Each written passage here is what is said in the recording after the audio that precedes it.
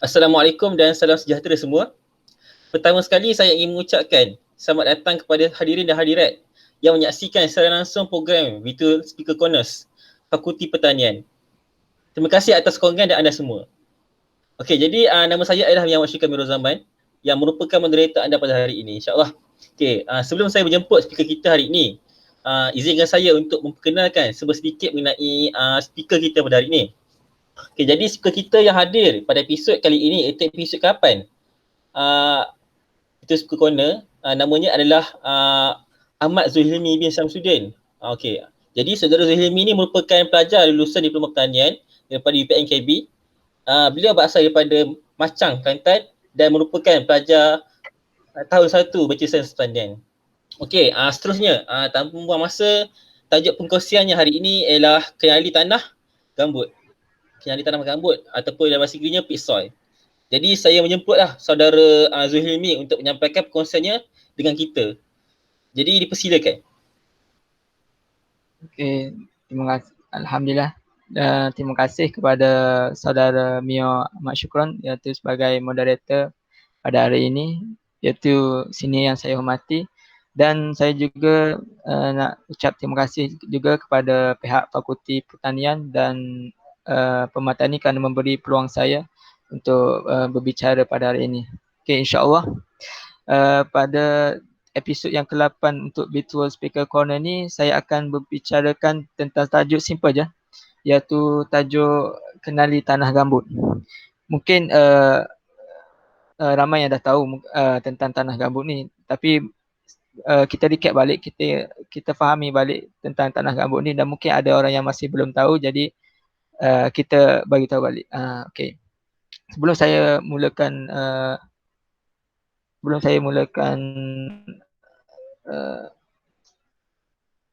slide saya pada hari ini, jadi saya nak perkenalkan diri saya dulu. Nama saya Ahmad Zulhilmi bin Samsudin.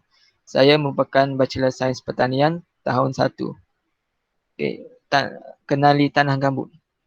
Jadi sebelum saya nak start pembincangan kita pada ini, saya nak bagi tahu sikitlah tentang tanah gambut ni.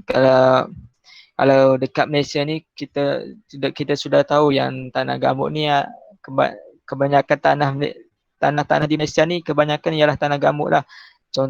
Contohnya kalau korang pernah lalu highway apa kan, korang naik kereta lalu highway, banyak tanam kelapa sawit kan kat tepi apa tu,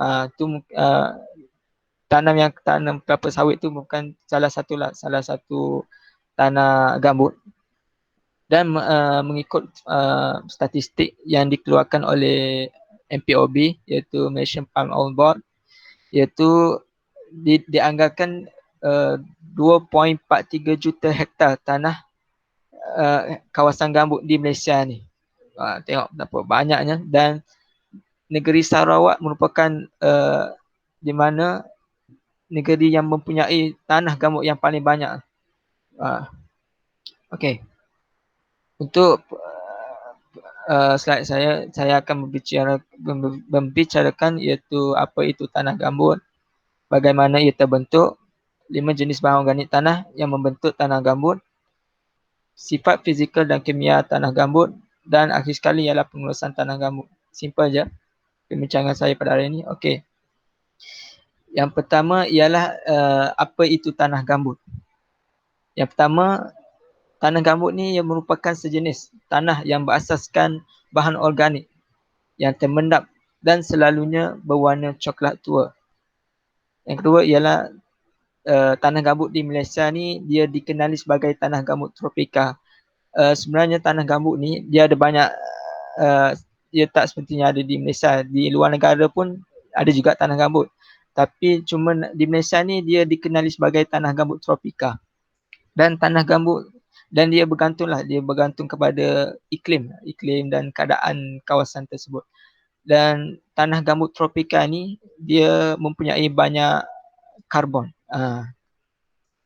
Okay, seterusnya tanah gambut ni dia dikategorikan sebagai tanah marginal atau tanah yang bermasalah, sama dengan tanah bermasalah lain seperti tanah asid sulfat, tanah bris dan sebagainya.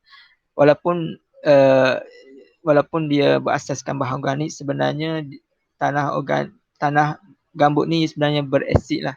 Dia masalah sebab dia tinggi asid pH tanah. Okay, yang seterusnya, tanah gambut ni biasanya terdapat di kawasan lembah atau paya yang terendam dan terletak di antara dataran tanah pantai dengan kawasan tanah bukit dan juga di antara bukit. Ini salah satu tempatlah di mana tanah gambut tu berada.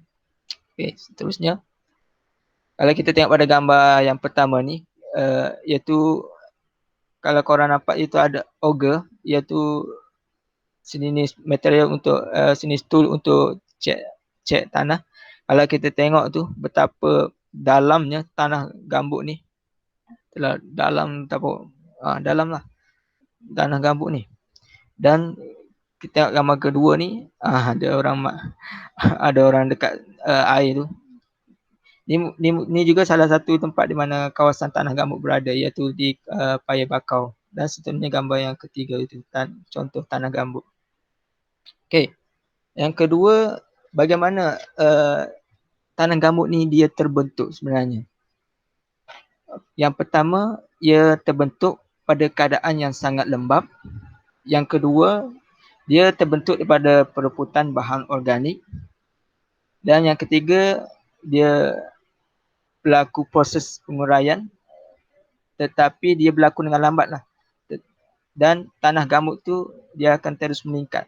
Okey, untuk mudah saya fahami bagaimana terbentuknya tanah gambut ni melalui gambar rajah yang sebelah. Untuk stage yang pertama, kita tengok gambar tu. Stage yang pertama, di air tu dia bertakung pada sesuatu tempat. Di sesuatu tempat tu air bertakung, dan air ni mungkin ia datang daripada air sungai ataupun hujan, dan bila hujan turun lebat, maka dia menakung pada suatu tempat tu. Dia tertakung pada satu tempat. Dan pada stage kedua ni, di sinilah banyak berlaku proses tanah gambut ni. Okey. Yang pertama, kita tengok pada stage kedua ni, pokok ni ia akan pokok mula tumbuh lah. Pokok mula tumbuh besar, rumpai apa semua. Dan kemudian bila pokok ni mati, pokok ni mati, jadi bahan daripada pokok yang mati tu, contohnya macam daun, bahan-bahan daripada pokok yang mati, dia akan jatuh ke dalam kawasan yang air yang menakung tu. Dan bila bahan-bahan organik yang terhasil pada daun dan pokok yang mati tu jatuh dalam air tu, jadi untuk berlakunya proses penguraian tu agak sukarlah, sebab proses penguraian ni kan memerlukan oksigen yang tinggi, dan bila jatuh air ni dia kurang oksigen dan kurang pengudaraan. Jadi untuk berlakunya proses penguraian ni, dia terpaksa melakukan satu proses yang dipanggil proses anaerob. Dan bila proses anaerob ni berlaku, dia tidak sesuai dan tidak baiklah, sebab kerana mikrob anaerob ni dia akan menghasilkan, walaupun dia untuk menghasilkan oksigen tu dalam pada masa yang sama, dia menghasilkan asid, iaitu nitrat, sulfur dan lain-lain lagi. Dan kawasan tersebut jadi berasid lah, disebabkan berlakunya tinggi proses anaerob ni. Dan kita tengok pH tanah pun akan menjadi berasid, iaitu 2.5 hingga 4.5. Dan air juga dia berubah warna daripada warna biru kepada warna yang gelap, disebabkan organic matter yang terhasil pada bahan-bahan mati. Dan seterusnya, untuk stage yang ketiga ni, bila kawasan tersebut penuh dengan organic matter yang telah diuraikan, jadi mandap. Jadi di situlah stage ketiga lah berlakunya tanah gambut ni, bila mendap semua hasil daripada daun mati apa semua termedak dan terbentuklah paya bakau. Dan untuk stage yang seterusnya, stage keempat, kelima, tanah gambut ni dia akan menebal, terus menebal. Macam contoh yang saya tunjuk gambar yang pertama tadi, dia akan terus menebal dan sebab itulah tanah gambut ni dia tebal, dia sangat tebal. Okey. Seterusnya saya akan ceritakan 5 jenis bahan organik tanah yang biasanya yang membentuk tanah gambut tu. Okey, ni kebiasaannya lah yang kita akan jumpa dalam tanah gambut tu. Lapisan pertama ialah lumut. Dan lumut ni biasanya kita temui di kawasan tanah tinggi di kawasan tropika. Yang kedua ialah fiber atau gentian, kepingan tisu tumbuhan dalam bahan organik tanah. Ia tidak termasuk akar yang hidup. Yang ketiga bahan fibrik, keempat bahan hemik dan bahan seprik. Bahan fibrik ni dia sejenis bahan yang stage awal dalam penguraian organik matter tu dalam proses tanah gambut tu. Dan kalau seprik ni dia berkait juga dengan organic matter, di mana bahan tu dia banyak kepada material asal tumbuhan tu, material asal pokok. Dan bahan hemik ni dia di antara fibrik dan di antara seprik. Sebab tu kita tengok ni bahan fabrik hemik pada ketengahan. Dan biasanya istilah bahan fabrik, bahan hemik dan seprik ni kita akan temui dalam tanah gambut lah. Kita akan temui dalam histosol tanah gambut. Seterusnya ialah saya terangkan pasal sifat fizikal dan kimia tanah gambut. Jadi dalam pada masa saya akan terangkan sifat tu dan kesan dia lah terhadap pokok kalau kita tanam. Okay. Yang pertama kimia. Yang pertama pH yang rendah 3 hingga 0.45 iaitu berasid. Jadi bila tanah ni terlalu berasid, dia tidak sesuai lah untuk tumbuhan pokok sebab dia boleh merosakkan akar pokok tu dan dia juga boleh menghadkan kedapatan nutrien makro dan mikro yang tersedia ada. Yang kedua ialah dia tinggi karbon iaitu hingga 40%. Seperti yang saya cakap tadi, tanah gambut tropika ni dia tinggi karbon. Dan yang ketiga ialah kandungan N dan P yang tinggi. Walaupun kandungan N dan P yang tinggi ni dia sebenarnya tidak sesuai lah sebab dia boleh menghadkan ketersediaan nitrogen untuk tanaman. Dan akhir sekali ialah kurang kandungan nutrien. Dan kandungan nutrien ni kita boleh mungkin daripada contohnya potasium, kuprum, zinkum dan boron. Dan bila nutrien ni kurang dalam tanah, jadi dia boleh menjejaskan pertumbuhan pokok. Jadi macam mana pokok nak sihat kalau nutrien tak ada, macam tu. Okey, sifat fizikal tanah gambut. Yang pertama ialah kepadatan pukat tanah yang rendah 0.1 hingga 0.3. Kalau dalam istilah bahasa Inggeris dipanggil compactness, macam compactness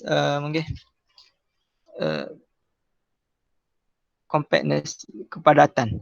Jadi bila kepadatan pukat tanah ni rendah, jadi dia jadi mudah tenggelam lah. Kalau siapa pernah masuk kawasan tanah gambut, jadi mudah tenggelam sebab dia kepadatan pukat tanah ni rendah.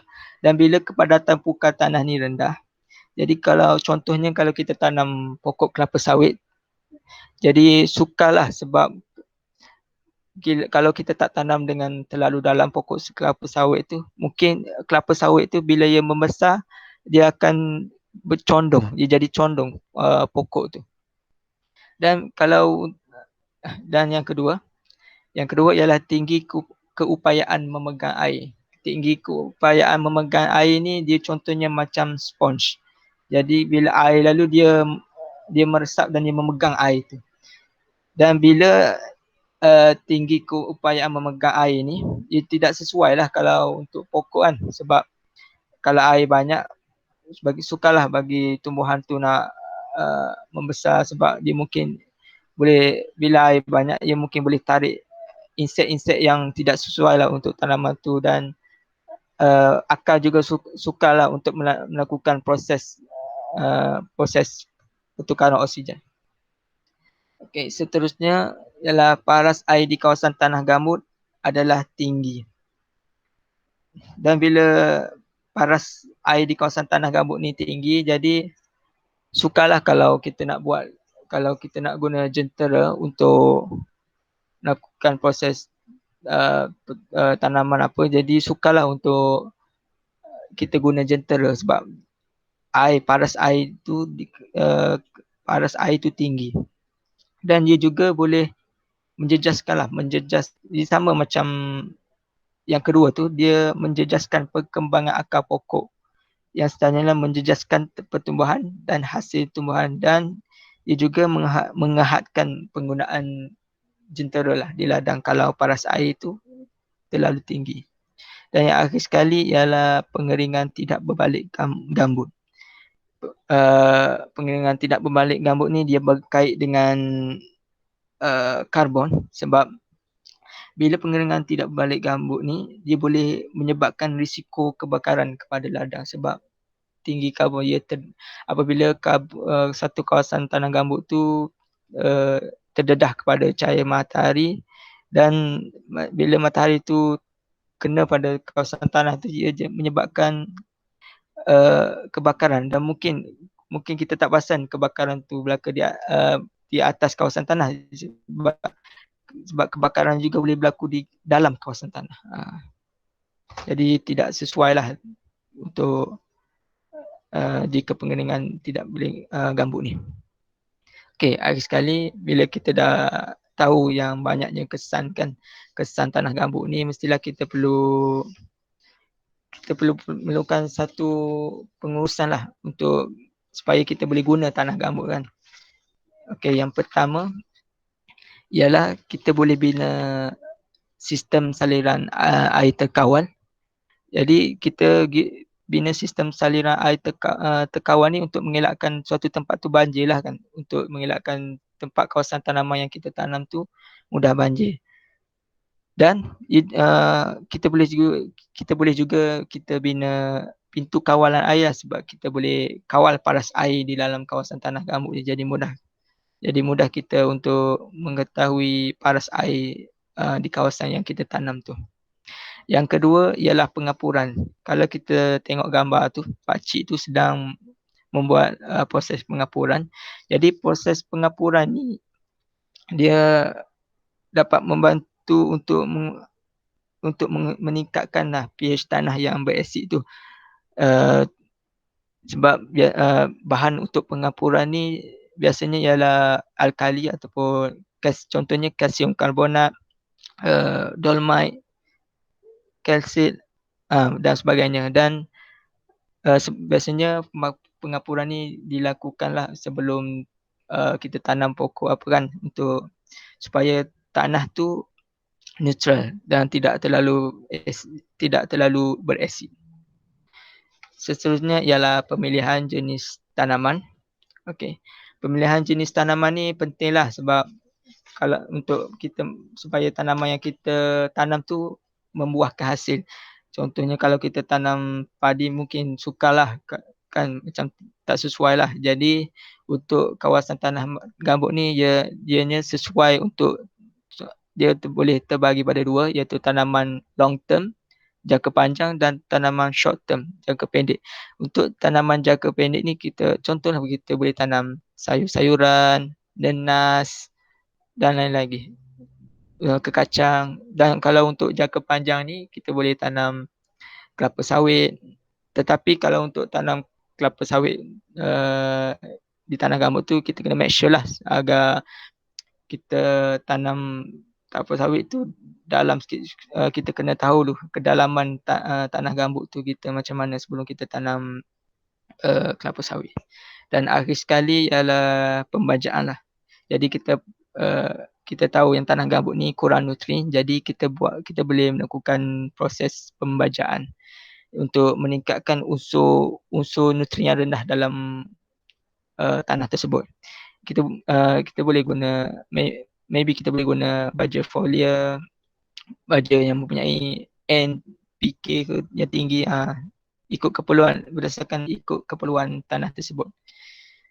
Okey, mungkin setakat ni saja pembincangan pada saya pada ini, dan saya memohon maaf kalau ada salah silap semasa pembincangan saya, atau jika ada fakta yang tidak tepat, saya mohon maaf. Dan saya juga ingin mengucapkan terima kasihlah kepada lecturer saya iaitu Dr. Firdaus Sulaiman. Walaupun dia baru ajar pasal pit soil ni, banyak benda yang saya belajar daripada dia, dan saya dapat tahu yang dia kata pit soil ni memang sukarlah nak buat kajian, nak buat saintifik. Saya faham lah. Dan mungkin insyaAllah kita boleh tarik ramai lagi pelajar pertanian yang untuk mendalami pit soil ni. Dan saya juga ingin mengucapkanlah terima kasih kepada pihak Fakulti Pertanian dan Pematani kerana mengadakan program sebegini. Ya, sebab program ni sebegini sebenarnya dapat membantu pelajar itu untuk memberi pendapat dia, dan untuk memupuk pelajar pertanian ni untuk berkongsi idea tentang apa yang mereka faham, tentang apa yang mereka belajar. Dan sekian saja pada saya, dan daripada yang baik datang daripada saya, dan yang buruk yang baik itu datang daripada Allah, dan yang buruk itu datang daripada saya. Sekian, terima kasih, dan saya serahkan kepada saudara Mio. Syukran. Okey, baik. Terima kasih ucapkan kepada speaker kita iaitu saudara Zulhilmi atas tajuk pengisiannya iaitu kenali tanah gambut.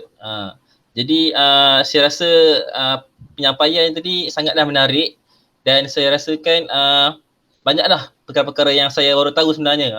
Walaupun saya dah tahun kedua di sini, contohnya seperti proses pembentukan pit soil macam tanah gambut macam mana, dan juga sifat-sifat kimia dan juga fizikal dia. Okey. Jadi inilah. Dan seterusnya saya ingin ucapkan juga terima kasih kepada inilah hadirat yang hadir dan menontonlah sesi virtual speaker corner pada hari ini. Dan kita akan jumpalah lagi pada sesi akan datang, iaitu pada minggu hadapan, iaitu pada hari Isnin. Dan saya akhiri dengan ucapan wabillahi taufiq wal hidayah. Wassalamualaikum warahmatullahi wabarakatuh. Pertanyaan tunjang kehidupan. Sekian, terima kasih.